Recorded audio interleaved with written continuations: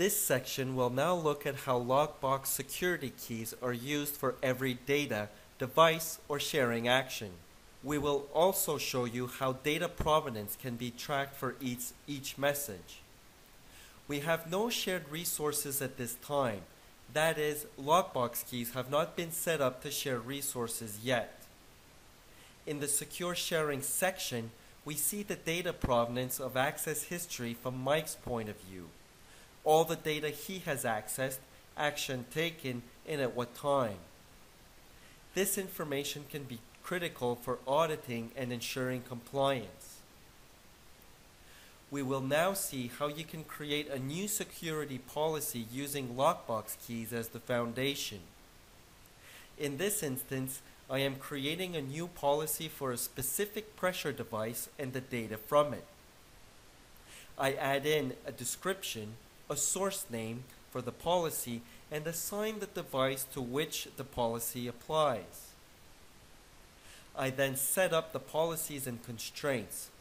In this case, an HTTP policy that dictates that all communication through and from this device. The policy dictates that SSL should be turned on and the carrier SIM should be based in the US.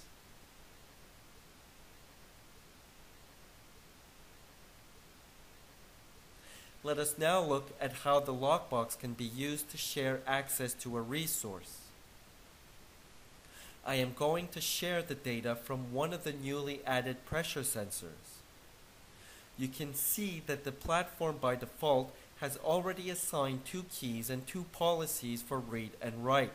In fact, LockBox keys control all access to any resource by anyone across the entire platform.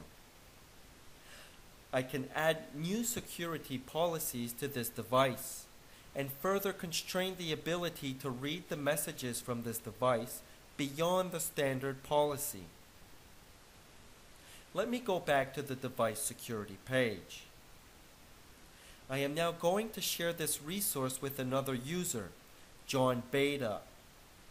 As you can see, there are many types of entities that can be given access: users, devices, apps, and companies. In this case, I provide access to a user, John Beta, by providing his unique identifier. You can see that John Beta is another existing user in the system. I now switch over to John Beta's platform view. You can see the shared resources section is empty. As I refresh this section, you can see that the specific pressure device is now available for John Beta. When I go to the Manage Devices section, John Beta cannot access any of the other devices. Now let us go to the specific pressure device that was shared with John. You can see that John has access to the data from this device. You have seen how LockBox policies can control the flow and access to data, and how they can be configured.